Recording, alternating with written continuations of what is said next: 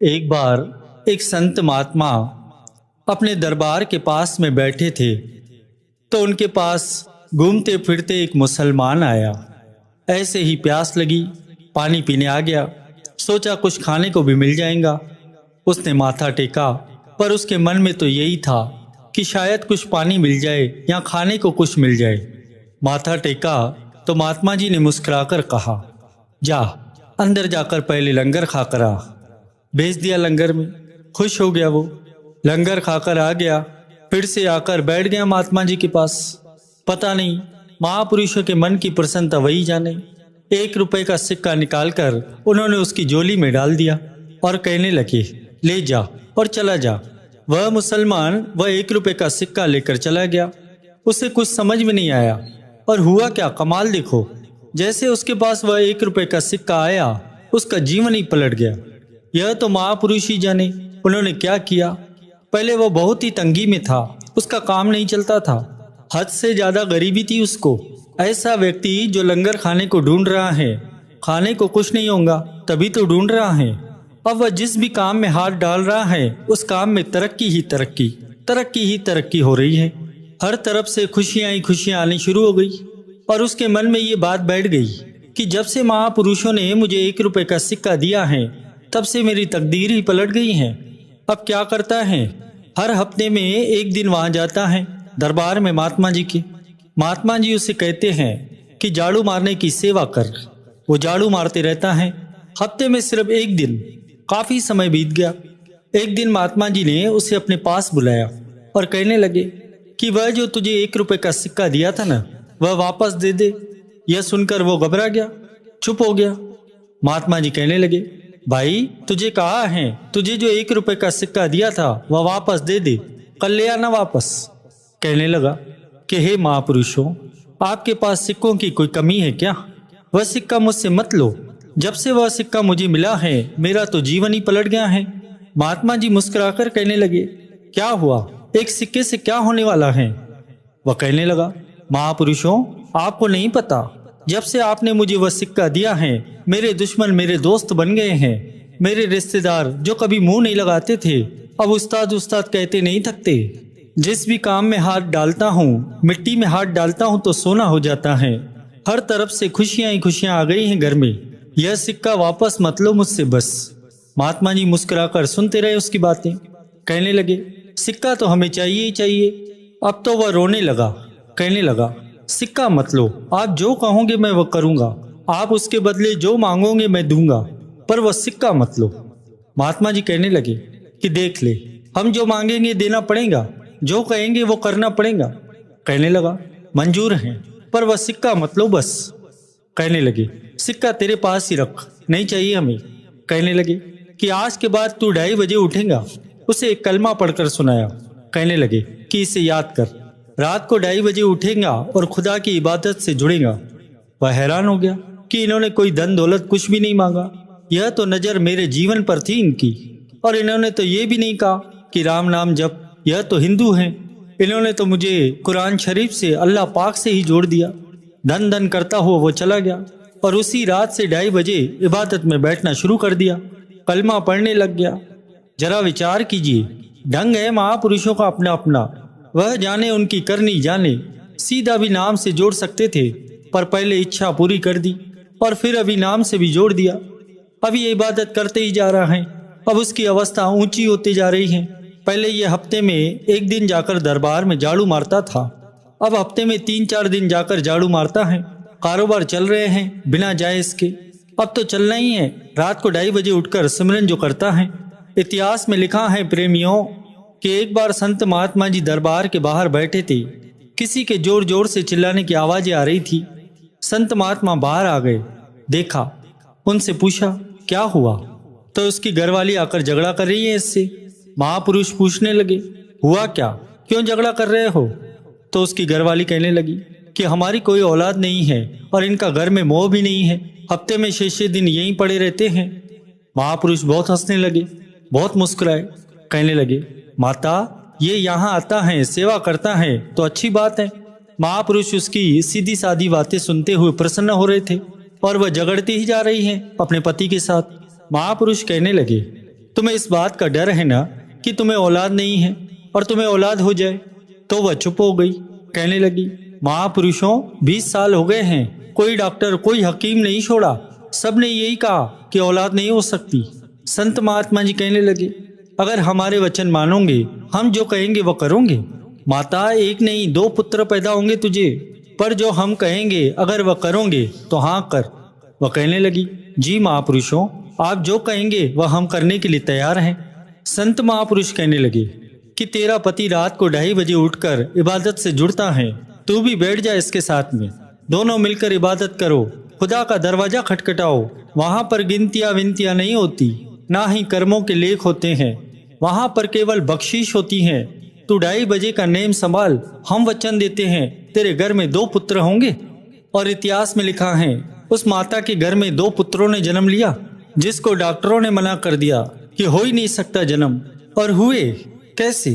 महापुरुषों के वचन। उन्होंने जोड़ा। किससे? अपने से नहीं, नाम से।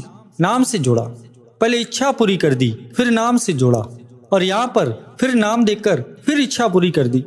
कोई बहाने से। यह दास भी महापुरुषों के साथ रहा है, चाहे डरा कर, चाहे धमका कर, चाहे किसी प्रकार से भी। महापुरुषों ने जोड़ना नाम से ही है। उनका मकसद एक ही है, नाम से जोड़ना, और दूसरा कोई मकसद नहीं है।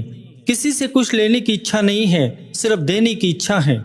यहाँ पर दास एक बात बताता है, बहुत सारे लोग संत महापुरुषों के पास जाते हैं और कहते हैं कि घर में औलाद नहीं है। ये जुक्ति है गुरुमुखों। पति पत्नी अगर मिलकर नाम जपे, मिलकर इबादत करें, जोली बढ़ती बढ़ती है। यह सवाल वहां पर ही खत्म हो जाता है कि डॉक्टरों ने मना किया है, कैसे होगा। सबसे बड़ा डॉक्टर श्री गुरु महाराज जी हैं। हमें विश्वास नहीं होता, हमारे मन में विश्वास की कमी है। उसके दर पर किसी चीज की कमी नहीं है, किसी चीज की कमी नहीं है। यह तो बहुत छोटी चीज है, पर बात तो यहाँ पर नाम की हो रही है। तृष्णा खत्म हो जाती है नाम का जाप करने पर अगर फिर भी किसी के मन में है कि यह चाहिए, तो महापुरुषों के वचनों की पालना करें। इसलिए महापुरुष हमेशा ही वचन किया करते हैं कि जैसे कोई डॉक्टर है, कोई इंजीनियर है, कोई नेता है, कोई बड़ा बिजनेसमैन है, तो ये मत समझना कि वह अपनी मेहनत से है। नहीं, वह अपनी मेहनत से नहीं है, इसके पीछे उस परमात्मा की कृपा है। मेहनत तो रोड पर मजदूर भी करता है जो पत्थर तोड़ता है, उससे ज्यादा मेहनत कौन कर लेगा। उससे तो 2 वक्त की रोटी भी अच्छे से नसीब नहीं होती। पर परमात्मा की कृपा का अर्थ क्या है? असल में है नाम, नाम का जाप। सब खेल तुम्हारा अगम अपारा, तुम बिन कौन बुझाए। इस खेल को केवल वह समझ सका है जिस पर पूर्ण सद्गुरु की कृपा हुई है। बाकी हम सब तो बाजी हार कर चले जाते हैं। काल विकाल बहे देवानी, मन राख्या गुरु ठानी। इस काल ने बड़े बड़ों को दीवाना कर दिया। आने जाने के चक्कर में मत मारी गई है, पर उसे सही रास्ता पता चल गया है, जिसे गुरु ने सही रास्ता बताया है। बार बार इशारा यही हो रहा है कि तुझ बिन कौन बुझाए। ये जो खेल है संसार का, केवल और केवल वही समझ सकता है जो स्वार्थ से ऊपर उठा हो, मोह से ऊपर उठा हो। एक छोटा सा वृतांत है। एक जंगल है, जंगल में एक शिकारी गया। वहां पर बैठकर हिसाब लगा रहा है कि इतने जानवर पकड़कर बेचूंगा तो कितना धन मिलेगा।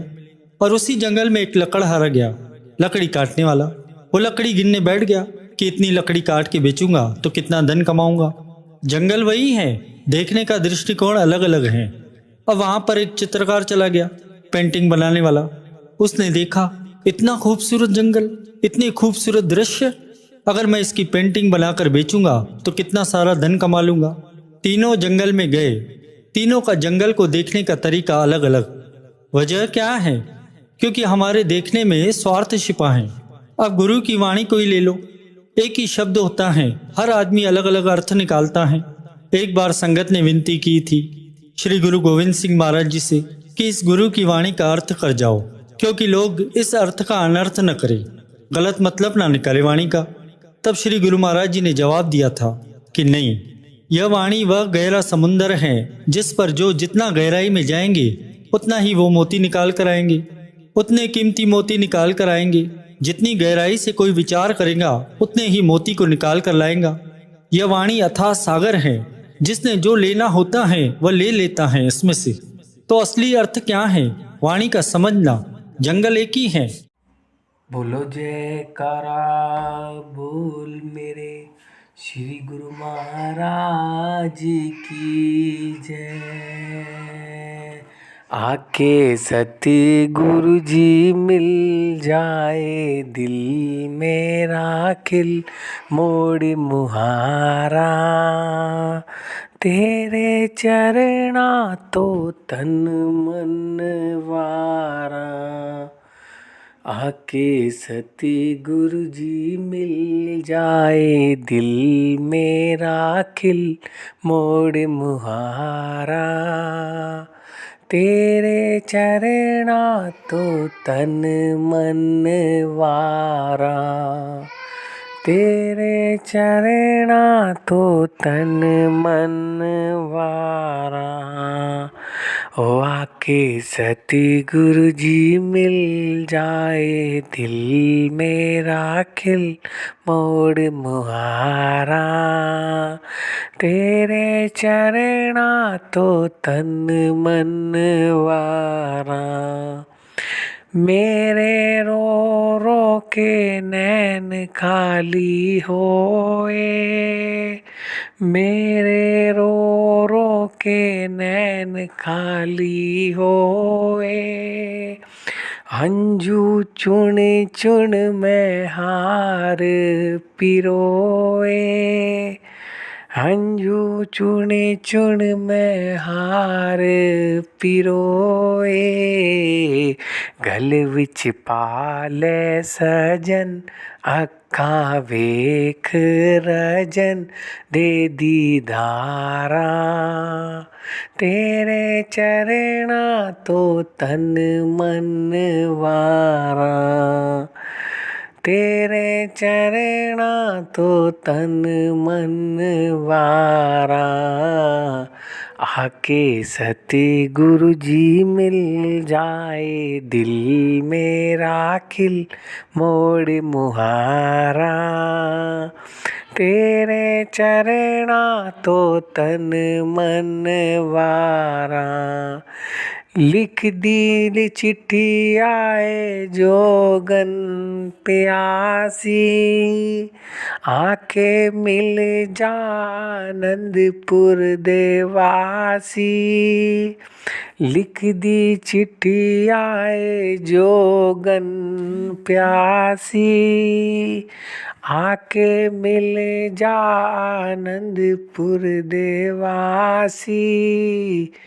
गिन दी घड़ियाँ दे पल, जिंदड़ी होई बेकल मुड़ मिहारा। तेरे चरना तो तन मन वारा। तेरे चरना तो तन मन वारा।